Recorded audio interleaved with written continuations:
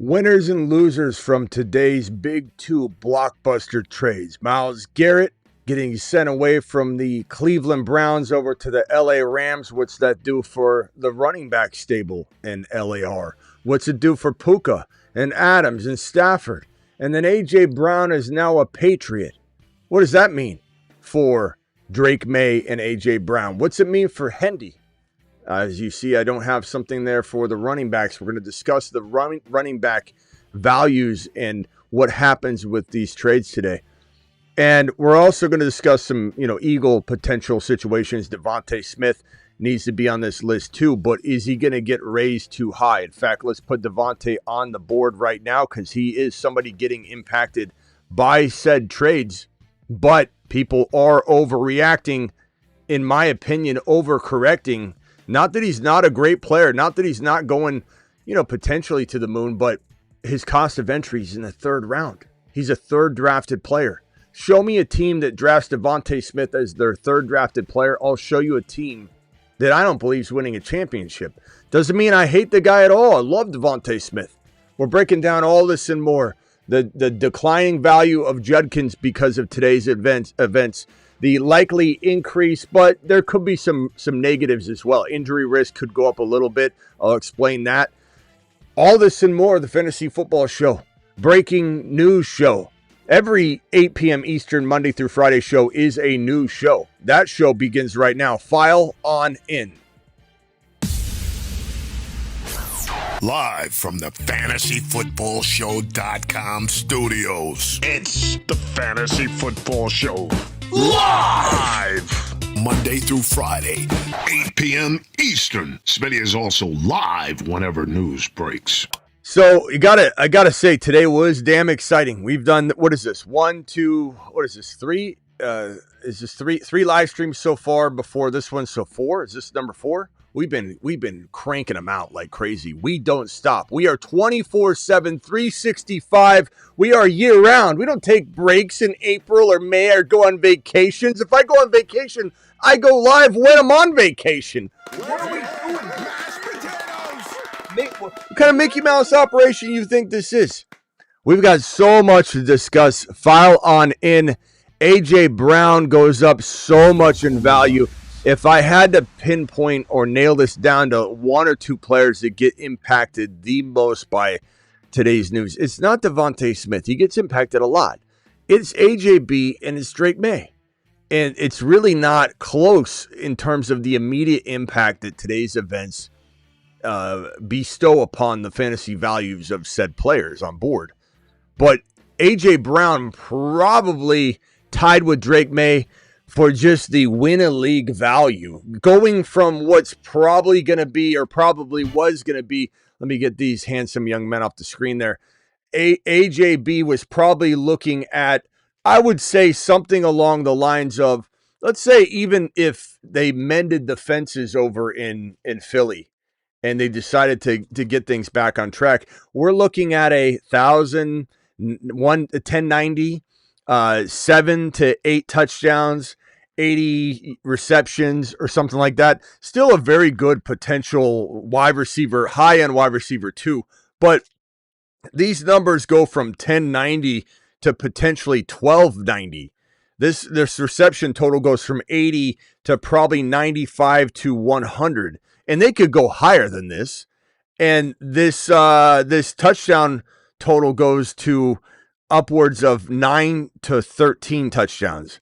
And that's the difference between a wide receiver 2 and at least a low end to mid range. I'd say like 8, 9, 10 wide receiver value. So high, mid range to late range wide receiver 1 in fantasy.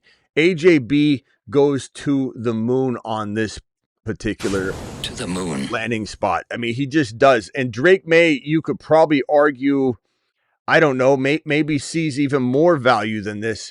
Give him 4,500 yards instead of what would have been 4,000. Okay, so 4,000 is now out. Give him, instead of, let's call it 30 touchdowns, he now gets 36 passing TDs, let's say. And instead of, 550, 600, we'll give him the same 600 or so and 4 to 5 touchdowns. This is a 40 to 41 touchdown player in Drake Maye, total touchdowns coming out of this move. This increases him a good 400, 500 yards, not just because A.J. Brown gets 4 or 5. I'm talking about how it makes the whole offense more efficient. They're connecting more. They're moving the ball down the field. These all don't have to come from A.J. Brown bringing these into Drake Maye's world. It's Drake Maye's world got a lot more efficient and better. Efficient and better. The other player I want to talk about immediately, though, is Trevion Henderson, who I feel like is getting ignored in this. The running backs all do well from this type of move. I'll talk about, except for Judkins. I'll talk about Judkins in a second. The reason Judkins doesn't benefit greatly is because this team, the Cleveland Browns, will be losing. And we'll talk about how this man doesn't catch passes. He's going to get games scripted out more than ever with this situation. Hendy goes up in value, and I'll tell you why. Hendy is not going to be a focal point of anything. No one's looking in Hendy's direction. Hendy comes into the game. They don't say, oh, here's their home run hitter. Nothing. Hendy's a fly, a disturbance on the field. What's he doing? Get out of my way. Not even looking in your direction. You're nothing, is what this defense is. When A.J. Brown's out there, it's completely different. The focal point is trying to shut this man down. Hendy's going to rip off more yards per carry. Hendy's going to be a little easier to count on because I think they realize that they need to use something. They need something different in their pass catching room from the running back perspective.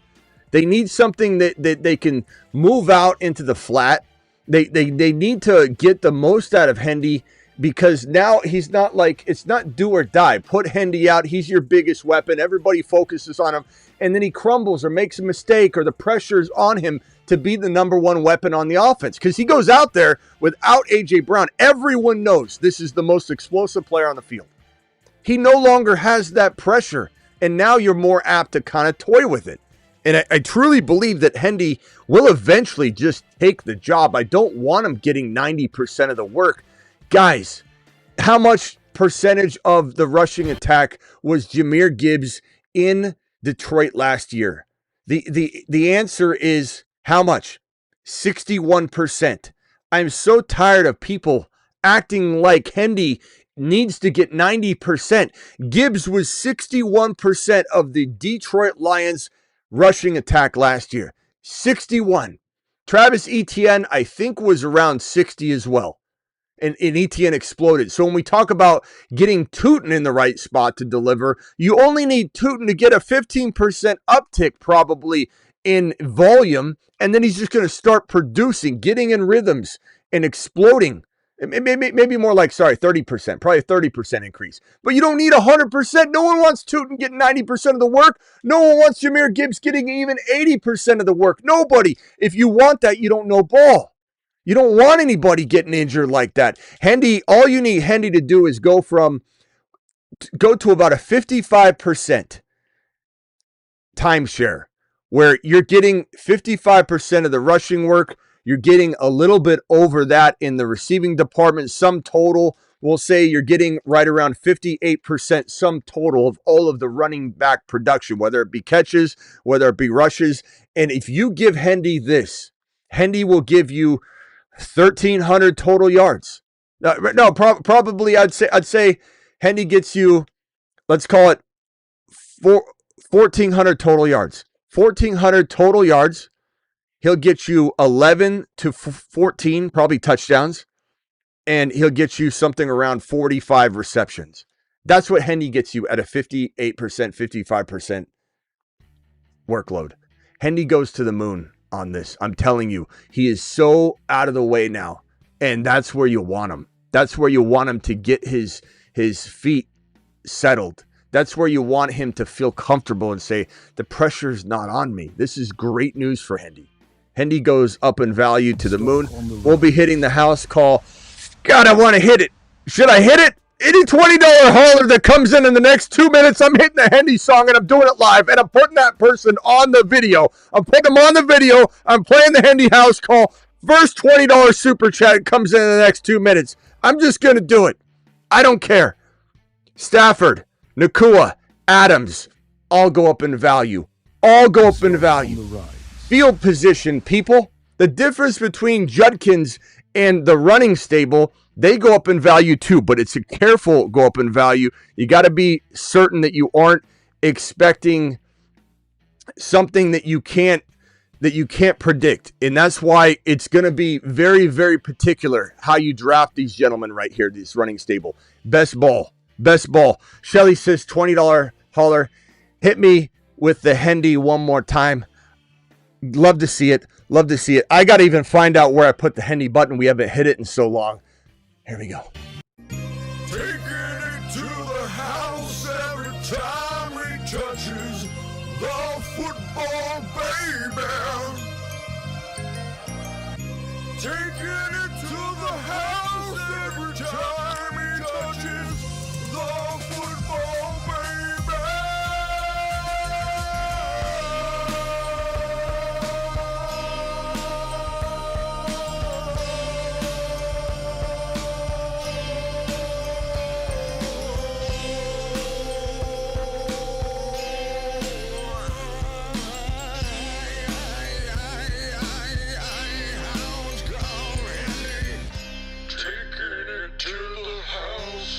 Time he touches the football, baby. Taking it to the house every time he touches the Turbo wants in on this. baby. Anybody else? Other shows they said do not draft him. Worried Williams said he was small. Your mama won't be making you meatloaf because you got no house call.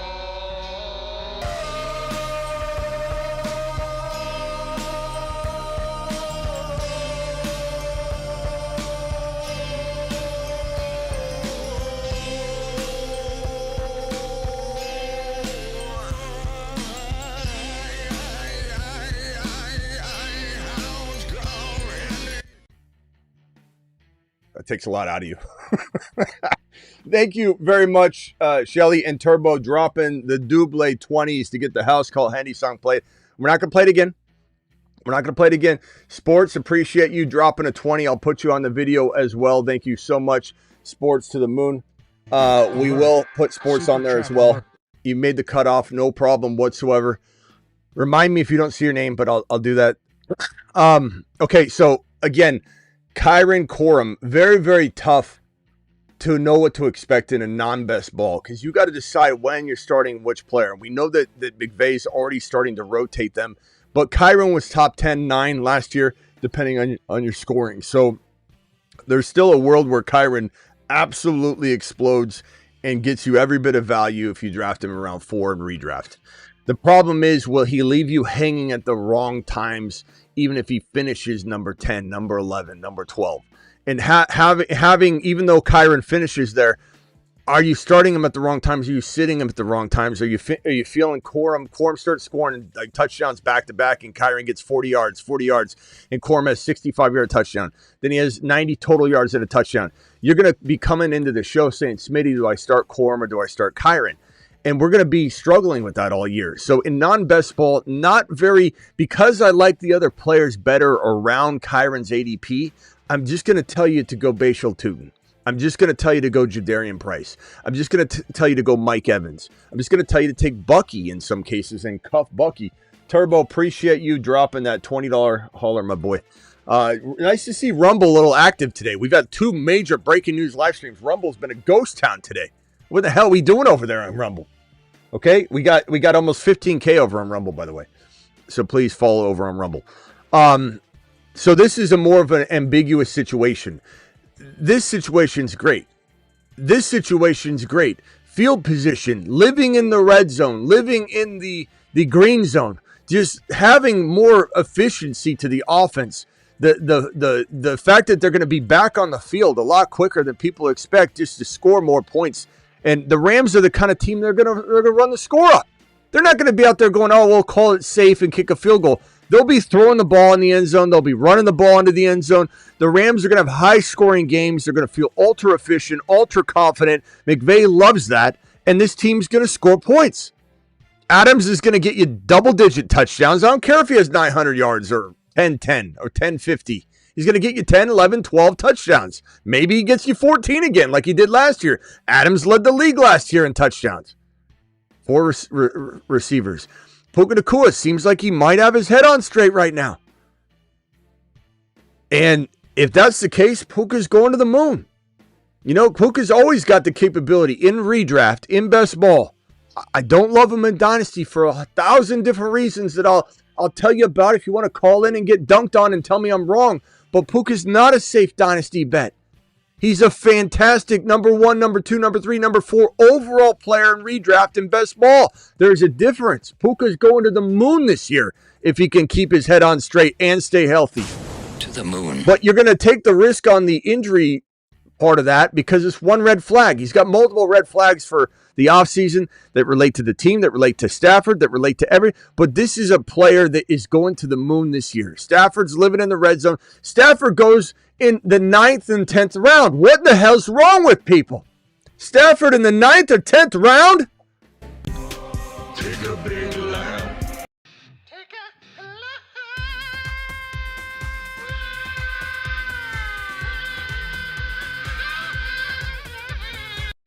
The stack above all stacks. I mean, It's time to drop the pancake emojis in the live chat. what's even the best stack anymore? You know? How do you even... Chase looks so young in this photo. What's even the best stack anymore? They get the old logo out of there anyway. So Joe Burrow, you look at this stack right here. Joe Burrow, Trace Brown, Jamar Chase, T. Higgins. You've got this pancake stack over here. Let me just move these pancake stacks over to the corner. And now you've got this Puka Nacua, Matthew Stafford, Devontae Adams stack. Like, these stacks are just glorious, and they're all a little bit different value. You know, you're spending different value on these guys, and you could definitely put the running backs in here. But for now, just to save time, what's your favorite stack? At the cost of entry, what's your favorite stack? Drake May costs you right now. He's costing you a round 6 quarterback value. Hendy's in round 6. So you're talking about taking May and Hendy in 5 and 6.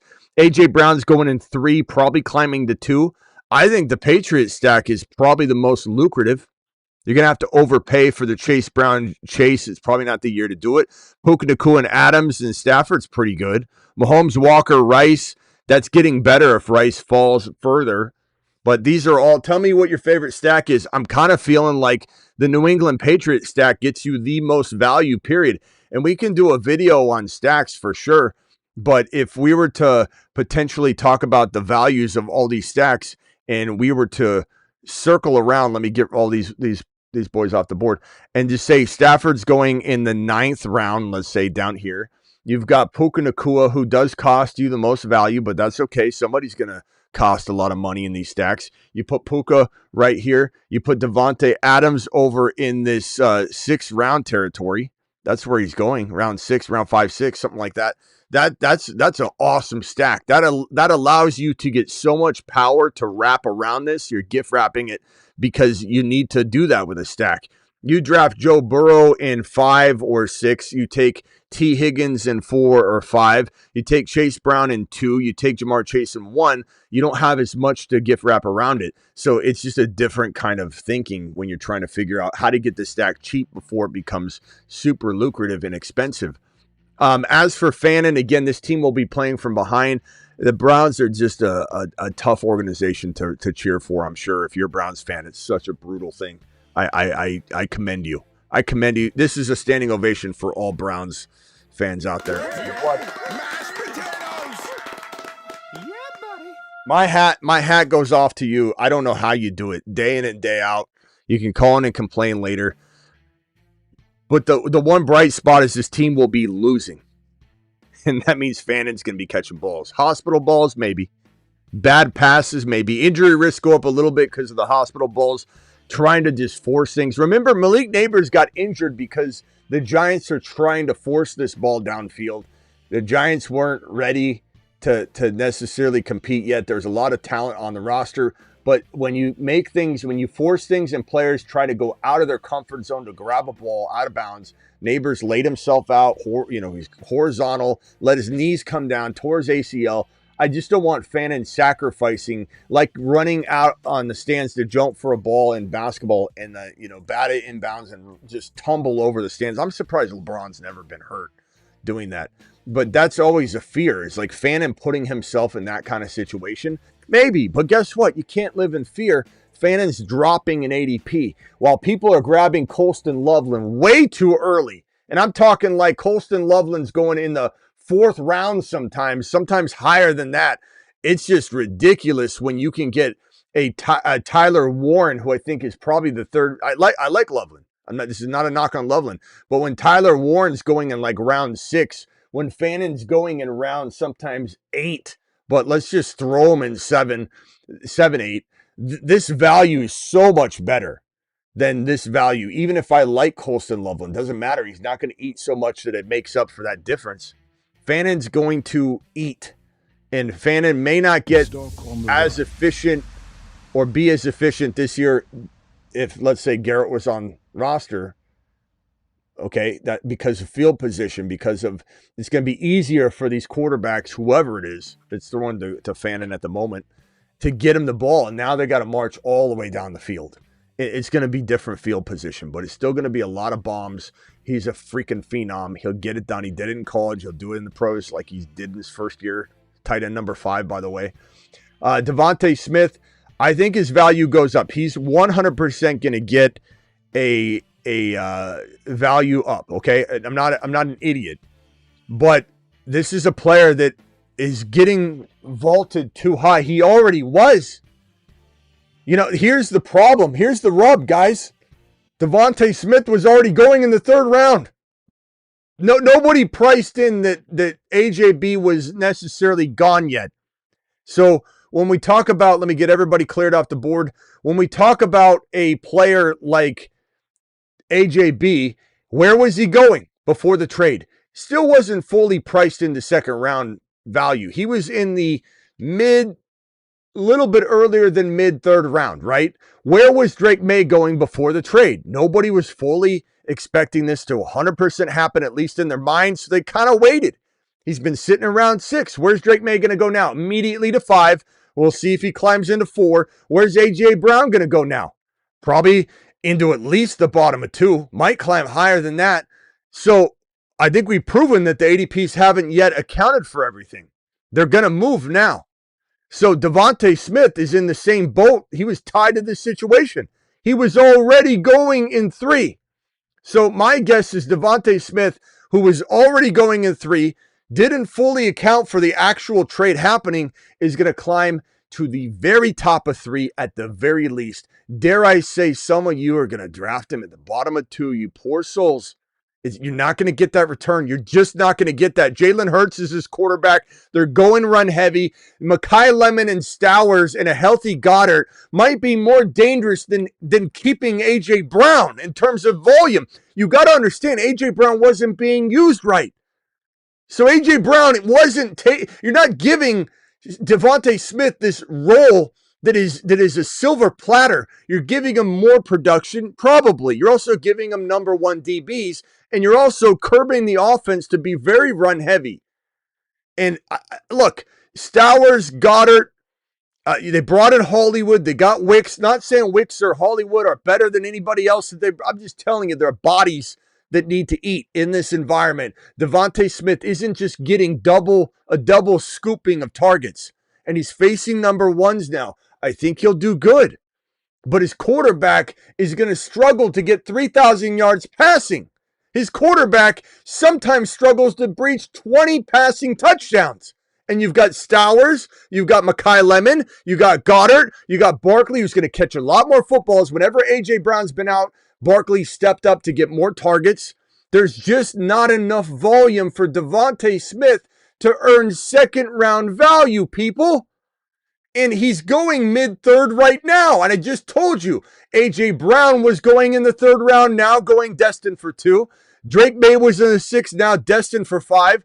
If you think AJB's not moving and that's already been accounted for, you're wrong. He's going to the top of 3 or bottom of 2. And anybody in the chat right now saying, Smith will be fine, Smith will be fine. Guess what? You've got 75 shares of him. You need it to be fine. You're in panic mode. Let's be real. You're more in panic mode than you actually are excited because you were already buying Devontae Smith as if this had happened. And if you're going to buy him now in the 2nd round, it's a big, big mistake. Big mistake. You take him in 3, it's still not great value. There are 10 players I'd rather draft than Devontae Smith at 24, 25 overall. Probably 10 players. Maybe 12. Maybe a whole round of players, I could say, on 2 hands at least, that I could say I'd rather have than Devontae Smith at 24, 25 overall. People are overreacting. They're overcorrecting. This one's going to burn. This one's going to burn. Just as I've been saying all offseason, this one's going to burn too. Judkins, his situation just got a whole lot worse. He plays for a team that already was going to be throwing from behind in the 3rd and 4th quarter, but have better field position. Devontae Smith he won't, see, I just explained it to you, Scribbles, in very, very big detail. You said that he won't go in the 2nd round. I feel has been mostly baked in. It hasn't. I just explained it. AJB's hasn't been baked in.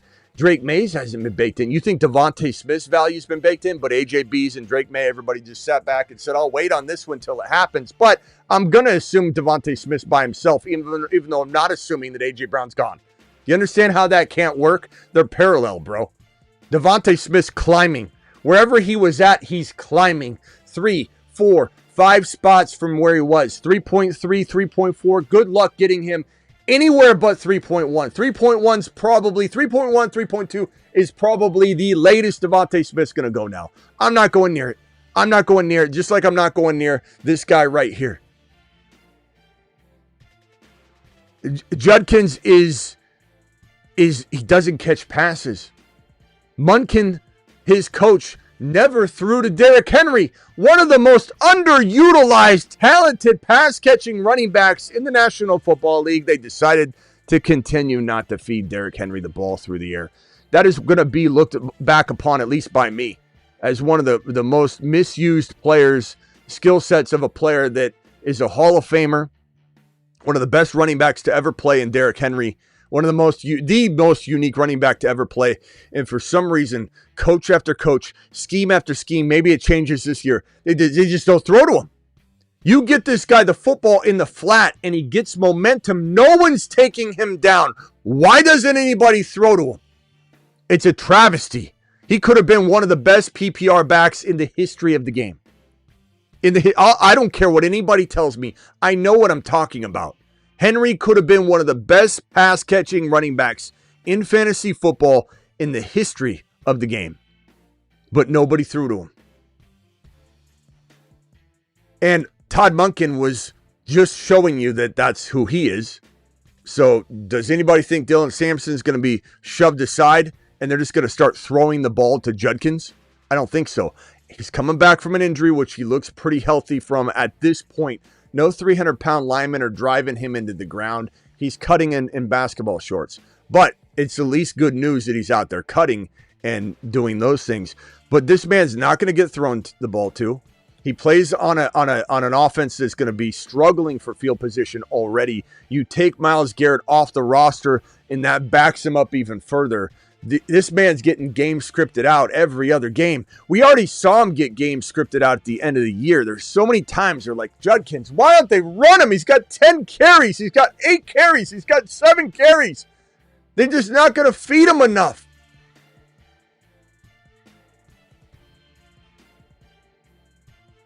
Who else have we talked about? Jalen Hurts. I don't think this hurts Jalen Hurts at all because the man doesn't throw the ball.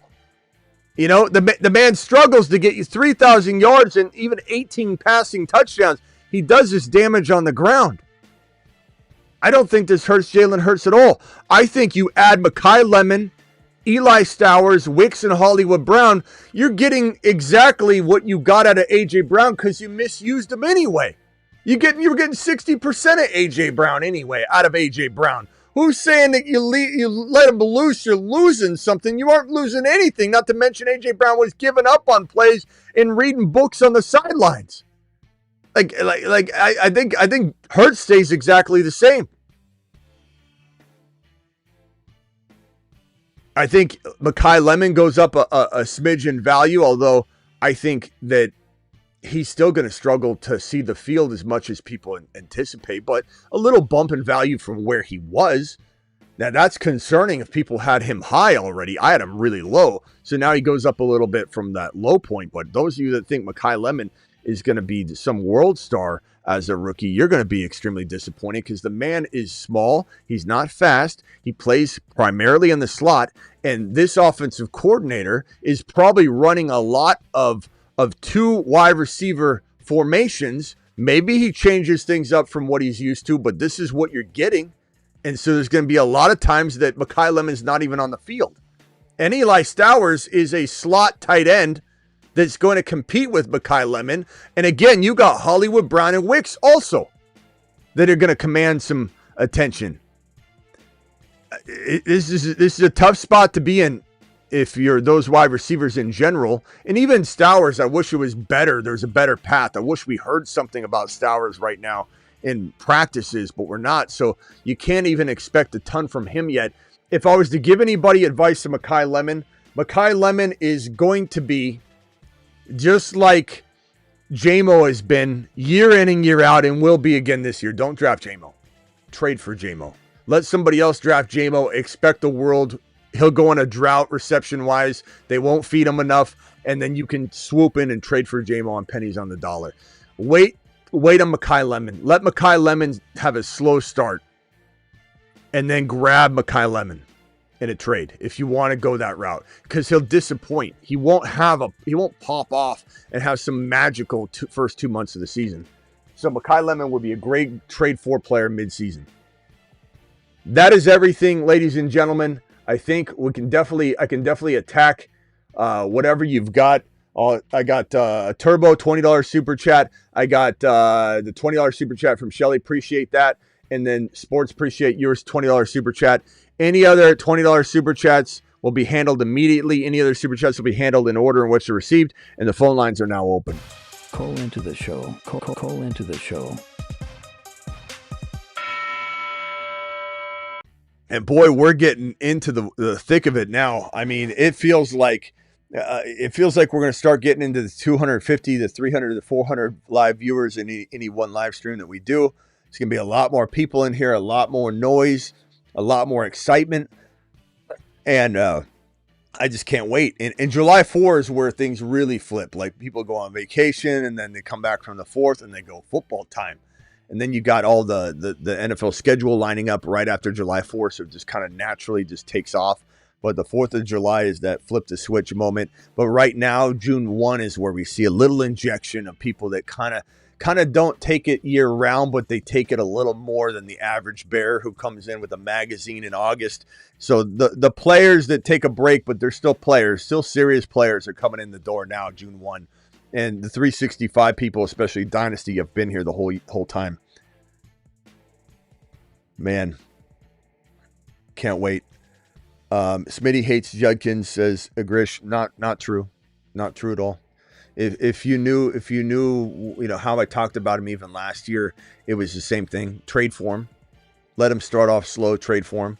Same thing with Makai Lemon. Let him start off slow and trade for him. So saying I hate Judkins, I don't hate Judkins. I hate his value. I hate his situation. I don't hate Judkins at all. Grish, you're completely wrong on that.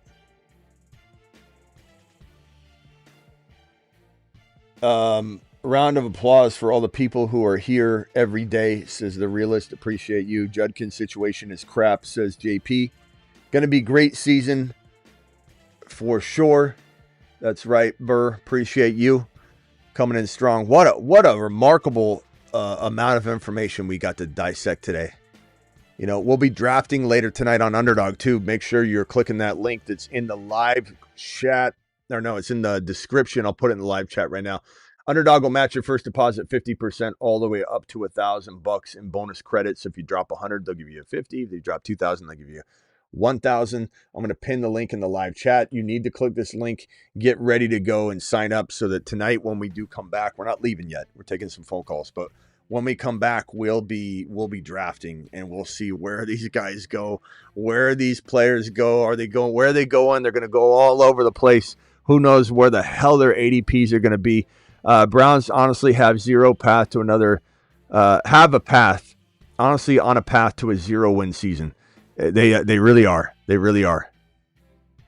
They really are. And they got, and in my opinion, even the more I've reflected on it, the more I feel like they just got worked in that trade. I know everyone's going to say different. Everyone's got a different opinion. You know, like verse. No one's saying that there's anything wrong with what the constructs or the framework of the trade. But at the end of the day, you're getting a 2.1 essentially from the Rams. You know, you need 2 first-rounders in that case. If you're getting a mid-pick, sure. You know, if they were getting some other team's pick that looked like it was going to be mid or high, definitely. Reverse in that pick, that's fine. But you need 2 picks when they're late like that. I just don't think that trade was enough. Should I trade 27 first-round pick for Rome Odunze? It depends where it is. Dynasty Superflex League, I was also offered Waddle and a 27th third for Odunze. Should I trade 27 first-rounder for Odunze? Waddle, I'd rather have Odunze for Waddle in the 3rd, but I don't think I give up a first rounder if it was going to be the last pick in your mind. I guess I could consider it, but I think Odunze for a first rounder, I'd hold off on that. I take Odunze over Waddle and the 3rd because I don't want Waddle for the long term. Bro's not a spring chicken anymore. I'd take that in a heartbeat. That part of the trade was nice, bro. I like that. All right, dial in. Call into the show. Call into the show.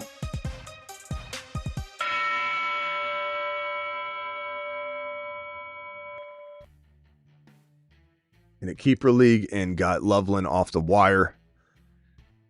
I lose a 7th round pick for that. I'm definitely going to keep him. You should. That's good value. It's really good value. Very good value. We got Luis with a Henderson hype. Appreciate that. Bye week going to hit you. Bye week's going to be killer. Although this week sounds a lot better.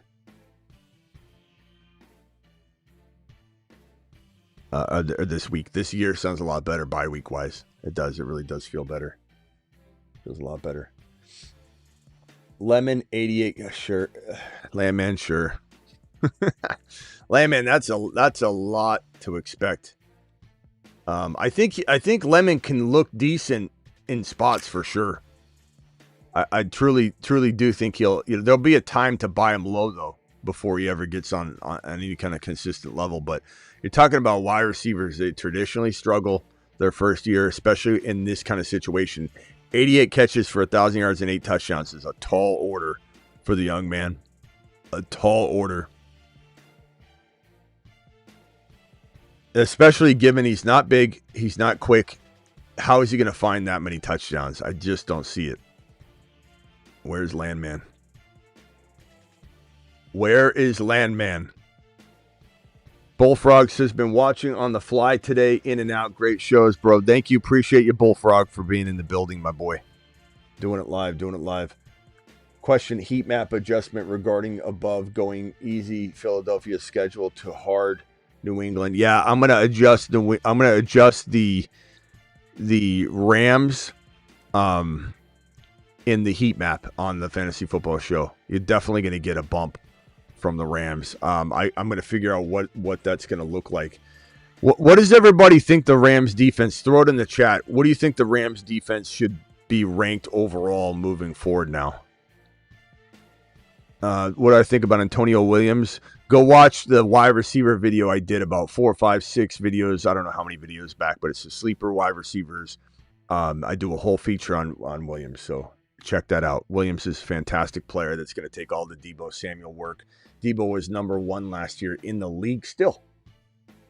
Deebo. The guy everybody says busted last year. He was number 1 in the league in yards accrued from catches behind the line of scrimmage. Number 1. Guess who's replacing him? Antonio Williams. Guess who did that in college? Antonio Williams. Guess who lined up 93% of the time in the slot last year? Or on the inside? Antonio Williams. Guess who was top 5 in the nation in the separation at the catch point in 2023? Or 2020, I'm sorry, 2024. 2025, he lined up 93% inside. 2024, Antonio Williams was top 5, I believe top 5, in separation at the catch point. Antonio Williams fits the bill. They drafted him for a reason. Go watch the video.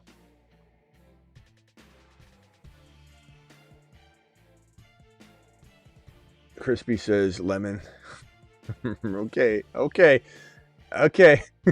How many leagues you got him in, Crispy? I'm just curious. I'm asking for a friend. This one over from DeBalt. DeBalt, appreciate you. If I don't give DeBalt enough thank yous for modding, I'm sorry, DeBalt. Smitty, tell Travis to accept my dynasty trade regardless of the offer, JK. It's a test offer, by the way. Travis, you heard him. I think it's great for Vrabel, to be honest. I don't know. I think that they should have. I don't know. We'll see. We'll see what happens. If more comes out, this could still get messy. It could also quiet down. It seems very quiet right now on the Vrabel front, I'll admit. And if it stays quiet, that could be good for Vrabel, not having a situation where he leaves or anything. What's AJB's floor? We did this on the other show, but I'll drop it here as well. I'd say AJB's probably getting you 1,200 yards. I think we said, I'll throw out new numbers because I've been digesting it differently as we go. We'll go 90, 1,200, and this could be 90 to 100. 90 to 100, 1,200. This could even be 1150 to 1,250. And then I just don't think you're getting a 1,400 yard receiver out of AJB. But you're getting this, and you're probably getting 10 plus touchdowns. How much over 10 is he going to get? I mean, it's hard to say, but I think that's what you want to expect, something in that range. Could go above it. And Drake Maye, if I had to guess on Drake Maye, we're talking 4,500 yards. We're talking 35 to 36 passing touchdowns. We're talking 550 to 600 rushing, and we're talking 4 to 5 rushing touchdowns.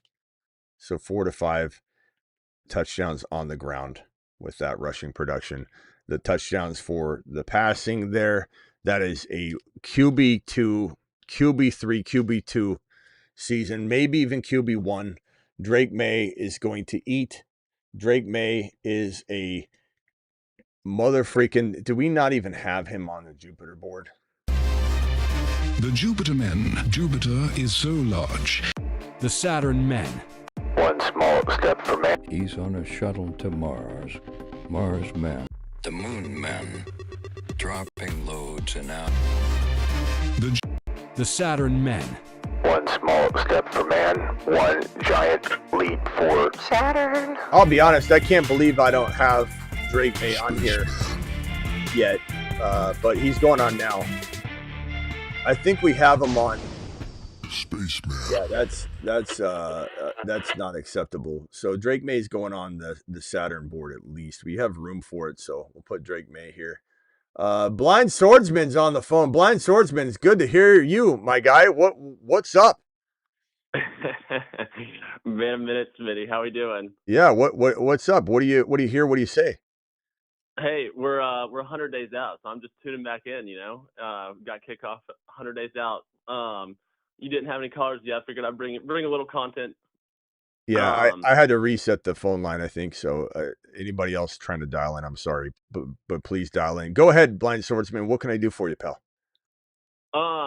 So let's circle back to last year a little bit. Obviously, not that you didn't like Caleb by any means. I mean, you didn't dog him by any means, but you got all these betting markets acting like he's going to be the freaking MVP this year. What are we feeling about that Bears offense in general? I'm sure you put some videos out. You definitely haven't been. You definitely haven't been here for a minute because we've gone over and over and over and over. Really? This. Yeah. By the way, 20 gifted memberships by Human Ziggy. Human Ziggy, thank you for dropping the 20 gifted memberships. Human Ziggy to the moon. Appreciate that. I smell meatloaf. And real quickly, let me get Hammer's $20 super chat on. Just hang tight, Blind Swordsman. Just 1 second. You're good. Let's see here. Thank you, Hammer. Appreciate you. Again, Turbo with the 20 on Rumble. Hammer dropping the 20 right now on Rumble. It is Hammer time, ladies and gentlemen. And by the way, we got new videos for Daniel, for 420 Man. 420 Man, I got your video. Is 420 Man out there? I don't think we played it yet. 420 Man's video is waiting, queued up, ready to go. Landman's got a video. Fire's got a video. Hammer says, I barely feel comfortable taking Smith in the 4th round. See, I'm gambling on Neighbors hurt in the 2nd over Smith in the 3rd. Thank you, Hammer. Appreciate you dropping the super chat. It's Hammer time. All right, go ahead. I think I was talking to you about the Bears situation. Yeah, you can tell you haven't been here because we beat this like a dead horse. Look, yeah. Caleb Williams has a lot of growing to do, and he plays in an amazing system with amazing weapons with one of the best architects of football that there is. So there's no doubt that he's going to be dancing in the 6, 7, 8, 9, like anywhere in their quarterback range, game in and game out. Year in and year out, as long as Ben Johnson's there. And the good news is Ben Johnson's not an OC; he's a coach, so he's not getting raptured from another team or anything. So you have a real good chance that Caleb does produce fantasy points, but Caleb has so much growing to do, and people are acting like he doesn't. And that's the part that's hilarious. Mm-hmm. He was dead last in the league in bad throws. He was dead last in the league from the starting quarterbacks in completion percentage. He's actually 37th. So there are a bunch of quarterbacks that weren't even playing that were above him, that were spot playing. He's hurried the most. He has the most blitzes. He's got his efficiency just isn't good. And there's list after list after list. Now there's some good things, mm-hmm. and there's some bad things, but there are a lot of very, very notable bad things that are not just cherry picking weird stats. Like, on 3rd downs when it's cold out, he plays badly here. Like, we're talking about completion percentage. Like, you finish 37th in completion percentage. The odds of you being a baller are so low, but Ben Johnson's grabbing him and pulling him, holding him up here and propping him up. Now, Ben Johnson made Jared Goff a top 6 fantasy quarterback once. So we're probably okay, but he's not what everybody's acting like he is yet. Could he get there through Ben Johnson? Sure. Does Caleb have one of the most talented arms? Yes. In the game, he has a cannon attached, but so did Jeff George. So did a lot of quarterbacks. Like, they have a cannon attached to their arm. Caleb does. But they got a lot of talent. I don't know if you've already done a video on this either, but 2nd-year QBs, obviously I'm not going to talk about Shedeur or Dylan Gabriel, but like Jackson Dart, Cam Ward, and Tyler Shuck. What are you feeling on them? Dylan Gabriel. I said, not going to talk about Shedeur or Dylan Gabriel, excluding Browns here, obviously. Yeah, I don't know. I mean, Dylan Gabriel. Is he still going to be in the league? Is he still going to be in the league this year? I'm not, but yeah, okay. I had to say it regardless. I mean, I like Dylan Gabriel, whatever. Yeah, I like Tyler Shuck a lot. I like his system, but do I think he's going to be a top 5 quarterback? No, but I think he could play like one at times, and I think he's a really, really good player that more importantly facilitates properly. Like, the one thing you could say about even Caleb, hopefully, will be that regardless of whether you think he could be top 5 or Super Bowl MVP or NFL MVP, which is just I'm not going there, but he could still facilitate in Ben Johnson's offense. And I think Shuck can as well in Moore's offense. I think you're going to see Shuck do very well getting the ball to Olave, getting it to Tyson, allowing space for them to run. Like, this is a really good place for Shuck to develop. And I was wrong on Shuck. And that's the other thing. People say I just hate Caleb or I just double down. I was harder on Shuck than I was Caleb. Like, that's the funny. Like, people don't. They act like they know me. If you know me, you know that I change directions and I will adjust and adapt. That's called being a good analyst and not just doubling down.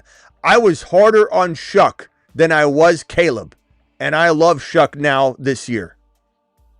So you got. They look the same to me. So regardless, you're a better analyst than I am. Well, that was a blind joke, by the way. Yeah, I don't know. Am I allowed to make blind jokes to you? Like, how do I do that? This is like Jerry when he goes to the dentist. Like, I don't know. Like, what's my leeway? Where's my line? I mean, whenever I lead teams meetings for work, I always lead off like everybody's looking good today, and half the time people don't know how to even respond. You just gotta keep everybody on their toes, Well, I'm wearing sunglasses at night, so we're on the same page. All right. What else can I do for you, Blind Swordsman? By the way, we're really happy to hear your voice in here. Call in more often. What else can I do for you, pal? Are we feeling Tootin'? Is Tootin' a Moon Man? I was riding that train with you last year. Is Tootin' a Moon Man? Let me show you. Let me show you the board. Mars Man? Let me show you the board. Hold on. The Jupiter Men. Tell me The when to stop. He's on a shuttle to Mars. Mars Man. Here it is. How's that look, pal? Oh, it looks Loads great. dropping and Tootin' is on the Mars Man. Let me read them off for you, Blind Swordsman, so you can. And by the way, can I just say something, Blind Swordsman? Can you email me after? Can you email? I want to do. Do you have access to my website, by the way? It's just the fantasyfootballshow.com, right? Yep. Yeah. Do you have access to that? I can look it up. Is the email on there, obviously? Yeah. So go to the contact at the bottom if you're able to locate that, and email me from there, and or Smitty at the website. Smitty at the website.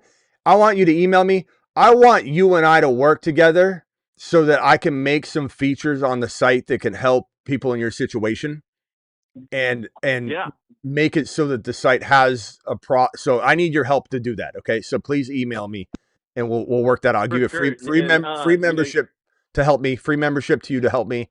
And let's make the site. And I need you to tell me what's accessible. Cause bro, I have no idea what you have available to you now to make the whole website might be usable to you. I have no idea. So I need you to tell me what works and what doesn't, but we'll figure it out. Yeah. But let me read off to you the Mars Men, Saturn Men. Jupiter is so Bowers, large. Genty, Every planet in the Buka, Love, Jeremiah Love, Josh Allen, Caleb Williams. Just kidding. Jameer Gibbs. Okay. The Saturn Men. Saturn Men, Hampton, JJ, Hendy, McBride, Drake May. Drake May's been on there since December. I'm just kidding. It says you can't see the date, but okay. Walker, Drake May. That's Saturn. Marsmen to Mars. Tootin, Evans, Mars Herbert, Men. Warren, Tyson, Bucky Gainwell's still on there because the values have gotten even better. The Moon Man. And then Gadsden and Joku, Parker, Washington, Fannin, Tate, Manungai, Price, Coleman. Those are the spacemen, which subject to change. All right, let me go to Hammer real quickly. Blind Swordsman, just hang out real quickly. Hammer, thank you for the $20 super chat. Agree with you. We're obviously on the same page in terms of Devontae Smith. It's out of control. The fact that he's going into the second round is going to be crazy, or 3.1 is crazy. Yeah, I mean, for me, just with Neighbors, I mean, at least I kind of know just the upside is there. I don't know what it is with Devontae Smith. I mean, I love Devontae Smith. I just think he can only go so high. And I actually think Lemon could work out more in that system or where he's going to be playing. And I'm not the biggest Lemon fan. So definitely at that cost, I'm out. But I do think there is. I'm not sure. I feel like this Neighbors injury, it seems like it's kind of getting worse almost. I mean, it is. I mean, I feel like it's something every day. Well, I will say I do think people are overreacting a little bit on the Neighbors footage from the celebrity softball game. Because number one, he was jogging. You know how like a lot of times celebrities, when they're in front of crowds, they'll do like a shuffle limp, like kind of like I'm too cool to run and so he was kind of doing that. Human Ziggy dropping 20 gifted, 10 and 10. Thank you, Human Ziggy, for dropping a total of 40 gifted memberships so far. I don't think when these Twitter MDs are out there going, look at the way he skipped over to first base. Like, you don't know, he's not trying to run to first base at all. And he's jogging and like kind of like, and then he gets to the base. I don't blame him for being like, whoa, what am I stepping on here? He's a football player. He doesn't want to like sprain his ankle or anything. So he like looked down at the base and then stepped on it. Everyone's like, oh my God, he can't even step. But if you go to there's a different clip that nobody puts out there because they've already got a narrative where he's putting the ball between his legs. You've seen that clip, right? He doesn't really move much. He's just kind of going like this. There was a clip where somebody tried to like do something, take the ball from him, and he like scooted back real quickly, and he did it like a backward shuffle, like boom, boom, boom. And he did do that. Nobody's posting that anywhere. I'll find it and I'll put it on my Instagram side by side. People are overreacting to him playing at his celebrity softball game. But I will say that we still have 3 months. It's a long time. Keep in mind that Breece Hall, 5.5 months out of surgery. I think it was right at 6 months. He ran 22 miles per hour. Or what was it? Was it 20? I think it was like 22 point something miles per hour at 6 months. So given we have less than 4, but more than 3 months until he has to be on the field, that's half that time where Breece Hall had surgery. The graft had to hold. Because the first handful of weeks, you're not doing anything because you need that graft to hold because they put that in there, they drill it and they screw it in. It'll slide right out. The new ACL will slide right out if you don't let the bone grow into the screws. The screws have holes in them, and they basically put the new ACL that they cut out of your patellar tendon. They put it in there. They drill screws in, and then the patellar tendon, it ends up dying because it's a tendon. It's a patellar tendon window that they cut out of your patellar tendon. And they cut it out of here. This is a little bit of a window. And then they remove your old ACL. Then they drill holes in each of the joints. They shove that new piece in there. And a ligament, ACL ligament, they're putting a patellar tendon in there. It has to die. Then it hardens. And then it becomes what constitutes the type of effect that an ACL has, and it turns into a ligament essentially. And so there's such a long process. So Breece Hall, tore his ACL, had surgery, went through 6 months and was running full speed, looking amazing. Javonte after like 5 months and something. So we literally have not 4, but well over 3 months for Neighbors to get even better. So we just got to be careful not to allow the noise to devalue him so much that we aren't taking at least some gambles in places where you're spending $3, like best ball. If you don't want to put your home league on the line here, I'm fine with that. I think that could be smart, especially when you're talking about like Pickens being there instead of Neighbors. You're talking about Drake London. You're talking about players like that. That makes sense. Or Josh Allen at 3.2 instead of Neighbors. Like, that's very secure. You could get BTJ later instead of Neighbors and have Josh Allen there instead of whatever quarterback you're taking, Dak or whoever. And it's a very comparative thing. But I think when you're getting him even later, let's say if he keeps falling, and I think that footage will make him fall to 4.1. If Neighbors is at 4.1, he could go on PUP, miss the first 4 weeks, and crush your value at 4.1. So just make sure you're dabbling in best ball. You don't want to dabble in your home leagues. Totally understand. But tonight we'll be drafting. Let's see where Neighbors goes. There's certainly going to be a dip. I think like his ADP right now is what, Hammer? I think it's right around. I did a few mock drafts earlier with some people. I mean, he was in the second round. Do you know how to check the ADP? I mean, I know how to check. It was just Okay. That's where he physically. I'm just was making slated. sure you can actually physically check it. But Neighbors' ADP Yeah, I know is 26. So he's going at 3.2 right now. I bet you the footage of him at the celebrity softball game, which everyone's overreacting on, is going to shove him to the 36, 37, 34 turn, which I'm all about. I'll take Neighbors all day long there in best ball. $3 draft, boom, do it. $3 draft, boom, do it. $10 draft, boom, do it. 25. Am I going to take him in every draft? No. But will I take him in like 15% of all my drafts? Probably. At 4.1? Why not? Why not? I mean, he'd have to go out there and mess up his knee again and be out for the year to screw you, like at 4.1. If he sits out the first 4 games or 3 or 2, that's what you're kind of buying him for, like to sit out 4 games at 4.1 and come in and crush. Yeah, I guess we have a fan, but I'm going Cam Ward this year over Caleb. Fantasy. Yeah, you said that a couple times, which I know some people are gonna take as a total crazy take, but I don't think it is at all. You probably are owed a bold prediction. I should put that up on the bold prediction board for you. I can do that. Hey, Smitty, actually, I was offered. I think. Yeah, let's do it right now. Hold on, I'll put it on there, and then I'll read ahead. our road MVMs. No, you don't have to put it. You don't have to do a full prediction. You're good. All right. Keep moving. Yeah, you're good. Hey, Smitty, I was offered Roma Dunze for my 27 second pick in Waddle in a Dynasty Superflex. Didn't I already answer? I think I already answered this one, right? I said I would rather do that. The Waddle and I think. Oh, did it change to a second instead of a third or something like that? Yeah, I'm taking Roma Dunze over Waddle in the second round pick. I don't like the first round offer that you had. I'd rather keep the first round pick, but I do take a Dunze over Waddle. Waddle is not a spring chicken. Roma Dunze's got a lot of risk, but a ton more upside than what you're paying for. So it's all baked in.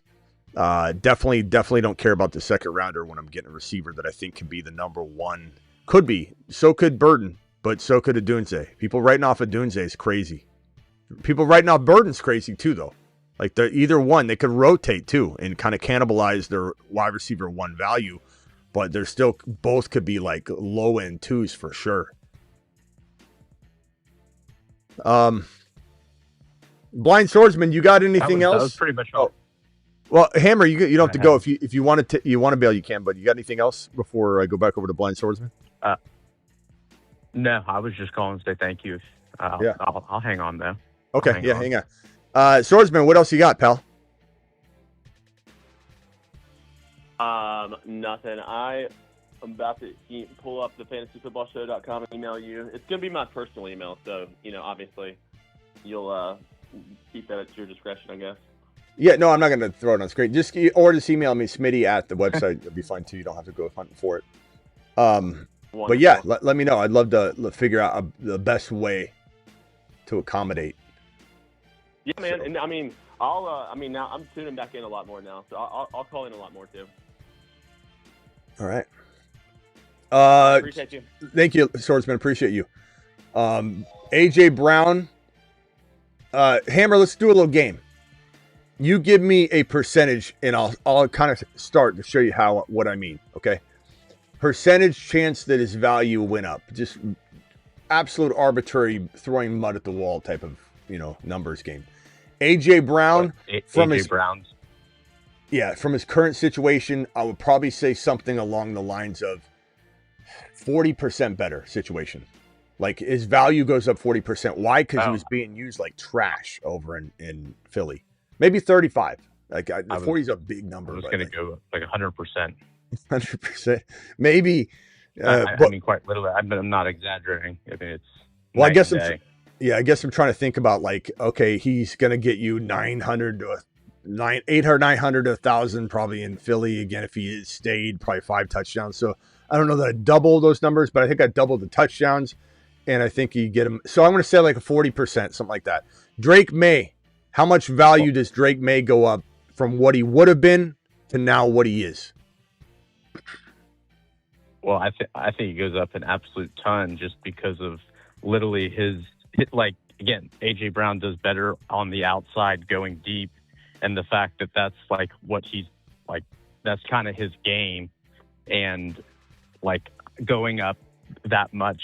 I mean, again, I think his value goes like hand in hand with AJ Brown. I think they both impact each other that much. Hit that subscribe button if you're new, Yeah. and wipe your feet at the door. Hit that like button and subscribe if you're new, guys. Okay, so what's the percentage? I'd probably say he goes 20%,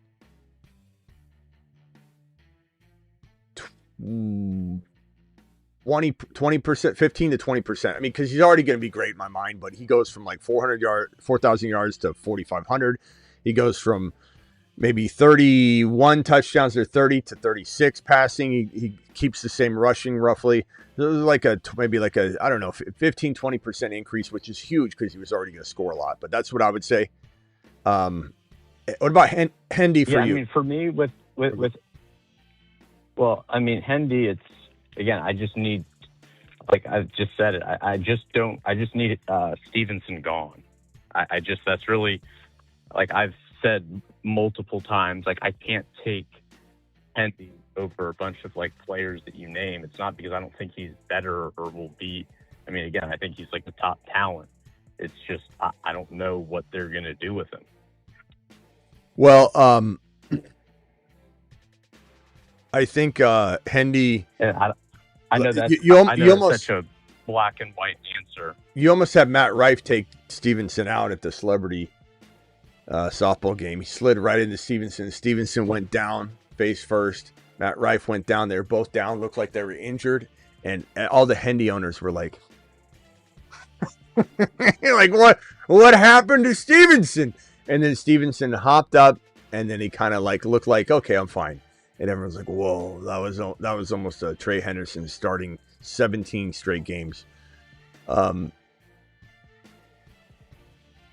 mean, that stretch he had was probably one of the more impressive I've seen, like from a back like that. And again, I was just puzzled that he didn't really see the field much after. I didn't understand. Yeah. All right. So Hendy, I'm going to say goes up. I'm going to say like 20% because I truly believe this will trigger something too. Because now he's not, again, now he's not the focal point. The best way to describe this is like,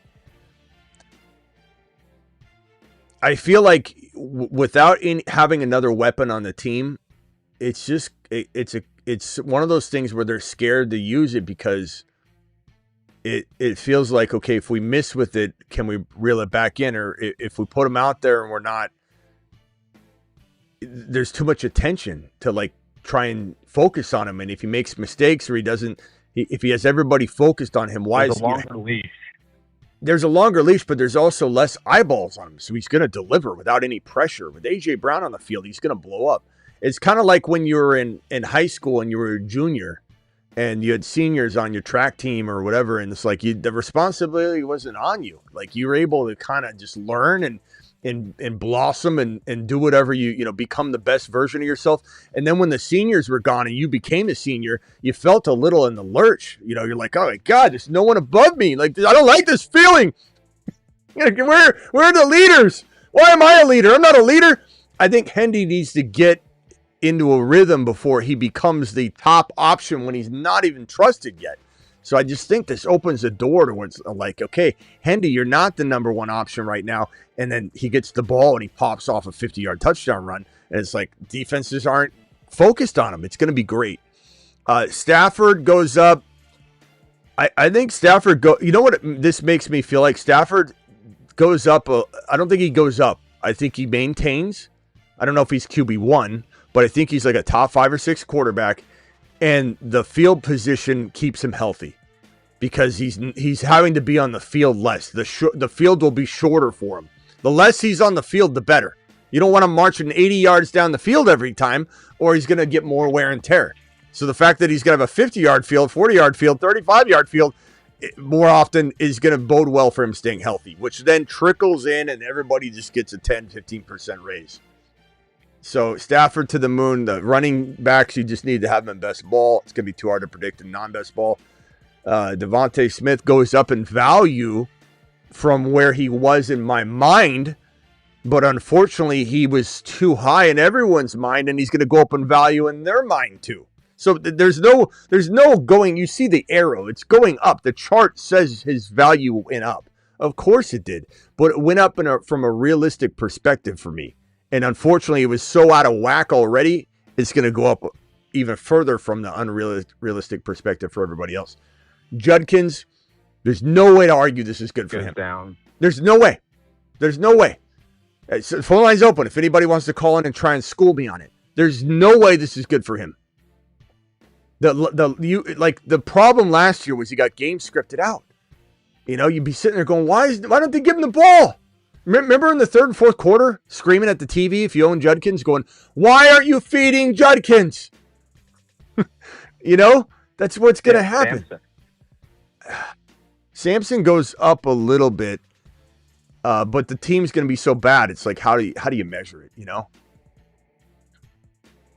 Fannin, his efficiency goes down, unfortunately, but the volume goes up. So does it wash? So much volume. Yeah, does it wash or does it increase a little? I think it increases a little. I think his team's in a worse spot. They got a longer field. So I don't know. And then, yeah, I mean, that's really it. I mean, just playing the game, going around. What is the absolute highest you see Devontae actually going? Like, as things continue Second to round. go, like, what is the absolute highest? Second round? 2.10, 2.9, 2.11, 2.12. I think he'll probably go 3.1, 3.2, 3.3 if people are being, you know, like pumping the brakes on themselves because they're already sending him there. Like he was already going there. And for the individual earlier that said that's his value is already baked in, everybody else, it can't be. You can't have A.J. Brown not valued properly yet. Then the trade happens and then he gets valued properly when you're having Devontae Smith already valued. They're on the same team. If anybody that's saying that AJB's not there yet, let's wait till the trade happens, is exactly going to do the same thing with Devontae Smith. So Devontae Smith is going to increase in value. I would say hammer probably going to be 24-25 turn. But will there be people in a draft where you say, good Lord, someone took him 14 here. Someone took him 18 here. He went 26. He went 25. He went 24. He went 23. He went 25. He went 18. He went 15. It's going to happen. Yeah, I mean, I the only person I want on that offense is Saquon and Hurts. Honestly, I think Saquon has a good year, but I don't want any part of the Eagles. Saquon does historically have a better target percentage when AJB's not around, and so that's good for Saquon owners. But Saquon, you know, he's still. I like Saquon a lot. You know what's interesting? This is a couple of stats that I added to the fantasyfootballshow.com. So if you go to thefantasyfootballshow.com, this is where I was telling the blind swordsman to go. And I'm going to try and have him help me make the site even better for individuals that need a little bit of help with seeing the website. So thank you for that help, Blind Swordsman. Appreciate you. Let's see here. What was the stat I was going to look at? Oh, yeah. Running backs. I added a bunch of different stats, just amazing metrics. One's called the TAR index, the TARI index, which accounts for targets, target share, red zone targets, efficiency, yards after contact per attempt, yards after contact, broken tackles, yards per carry, and 20+ yard runs. And you can check out that. But I also added the fastest players in the league at the running back position last year. There's not a lot of data on it, so it kind of cuts off pretty quickly, but very interesting data. And I love this data because if you couple it with other things, I think you can really, the speed kills, man. And you look at the names on the list and they're all pretty much marvels. So you look at JT had the fastest recorded time at 22.38 miles per hour. Gibbs was second, third, and fourth Trey Henderson was 5th. Barkley 6th. Bijan 7th. Barkley again. Corey Krosky-Merritt. And then Trey Henderson again. This is such an important and an overlooked stat when it comes to running backs because it doesn't really miss. And so if you can couple this with other data, which is why on my stats page you can do 3 Venn diagrams and 2 stat diagrams where you can put like a yards per carry, an air yards, passing a dot, but for running backs, put speed, put broken tackles, and put yards after contact per attempt, and come up with your own data. So let me do that. Let me run that data real quick. Again, this is all at thefantasyfootballshow.com. So if I do a 3 Venn diagram and I put in yards after contact per attempt, which is such an important stat. So yards after contact per attempt. What did I say I was going to do? Speed, and then broken tackles. And let's see what it cranks out. And tell me this isn't super accurate for the best players in the league. This combination might be JT. It is JT. This combination might be the best combination to pinpoint the best running backs in the league. JT was the only one that was top 5 in all 3 categories. This is what this 3 Venn diagram can do for you. You can pick any stats you want on my website. Bijan Robinson was top 5 in both broken tackles and yards per contact after per attempt. You can see Jahmyr Gibbs shows up 3 times over in the speed one, but Trey Henderson is showing up. Why is he showing up twice here? I think when I did the speed one, it's glitching it actually, but I'll have to look into why it's doing that. Because the speed one's the only one that provides, like, they're almost like second copies of the player. So I gotta figure out how to program that in. I'll do that. But anyway, Henderson, Gibbs, JT are the names that pop up on that. But you can also do one stat lookups if you're not like into the complex, like it confuses you, where you just choose one stat and then it spits it out like this, where it's just a graph. This is where I get some of that like Caleb data, where I go to quarterbacks. I select one stat view, and you select like for example, bad passes, and I can screenshot that, and you can see that Caleb's last in the league. He's last in the league in a lot of stats. It's not just one. It's like 5, 6 real important stuff. Here's Caleb there as bad passes, 110. Stafford, that offense, if you take Stafford out, it's a very, very big discrepancy between Caleb and the rest of the quarterback field. Stafford has an offense where they throw. So you could say the same thing about Chicago, but you look at Stafford and you don't think this guy's holding onto the ball too long. He's scrambling out of the pocket, creating the most hurries and blitzes in the league. Hurry is an important stat. Like hurry means you're not super uber efficient with the football. You're not making the correct decisions. Hurry is not something that you blame like on the offensive line. Being a quarterback that is bad efficiency like Caleb. Processing, exactly. Processing is what how you could attach the term hurry to when you're looking at it. Look at this. Caleb is 94. Look how far away he is from every quarterback in the league in hurries. So there's just a lot. Like I said, it's not about hating Caleb. It's about everyone's building a statue of him going like this way too early. You're putting yourself in a bad spot. Bad spot. Brett, thank you for the super chat. Brett says T. Higgins or Hunter this year in Dynasty. You got to take T. Higgins. Hunter's not there. The values, like, could he get there? Sure, but like he's nowhere near that. So like T. Higgins all day long. T. Higgins has a few years left. So the valuation is completely different. You can't even consider Hunter at that value. T. Higgins is going miles above him. So the trade value alone. But thank you, Brett, for the question. But don't even consider a player like that who's got a lot to prove. That'd be like saying Antonio Williams over T. Higgins. You can't do it. You just got to wait. Anything else? I appreciate it. All right, man. Call in tonight. Yeah, Max, we'll be drafting. Yeah, call into the phone line before I jump into a draft if you want to get in it. All right. Sounds good. Midnight? Yes. thanks. Yeah, midnight Eastern. All right, later, bro. All right, peace. All right, I think the phone line is cleared out. We got 225 of you in here. Only 68 thumbs up. Can we get like 200 out of the 223 to just hit the thumb up button? Just hit the thumb up button. Just smash it. It's right there. It's right in front of you. Sometimes if you're on mobile, you just got to hit the 3 dots, I think, and just like the video. You go out, like the video, come right back into the live chat. Like, it's very, very simple. 68 thumbs up only. 69. There you go. Keep it coming for your boy. And please subscribe if you haven't already to the show. Thank you, Hammer, for the double or this $20 super chat. Thank you, Turbo, for the $20 super chat. Thank you, Brett, for the $5 super chat. Thank you for the gifted memberships, Human Ziggy with the 40.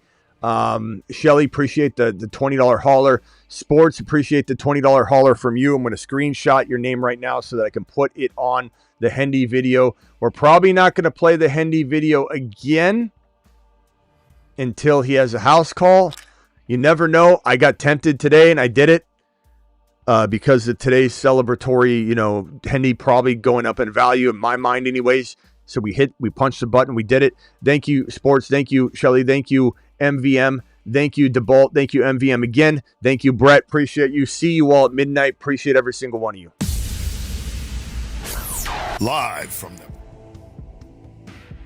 Live Monday through Friday, 8 p.m. Eastern, every single Monday through Friday, minus like a couple of days a year, really. So Monday through Friday, you almost always see me here. Almost every single Monday through Friday. There's probably, I get sick or something, I still usually do a show, but it's like maybe 1 or 2 days a year that I'm not here Monday through Friday, 8 p.m. Eastern. There's almost, in the off season, like the dead off season, like January, February, March, I may take a couple midnight shows off every once in a while, but we're here almost every single midnight Eastern. And then I'm live almost whenever big news breaks. That's this channel. And then at 1 a.m. Eastern, roughly, we go live on the Dynasty channel. That link is in the description. Please subscribe. Those of you that haven't followed on Rumble, please do that. That link is in the description as well. But please subscribe to both YouTube channels. The links are in the description. Please hit that thumb up button on the way out. We got 76 thumbs up, so a lot better than what we were at, 58.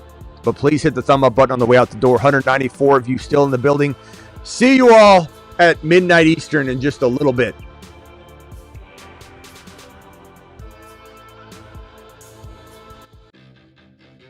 And on top of that, make sure you get on over to thefantasyfootballshow.com. Year-round rankings, bold predictions, trade calculator, dynasty trade calculator, Superflex trade calculator, Superflex Dynasty, Draft Simulator, enter keepers, take players out of the player pool. If you're just keeping, everybody keeps a guy and then you remove them and then we start the draft. Remove them from the player pool. Select what draft slot you want. Start bench calculator, schedule heat map. I don't know. Just keeps going on and on. Bold predictions, stock market, articles. All the videos are in articles. So every show I have, you pretty much tie it to a player and do it live. Your Bijan card has been revoked.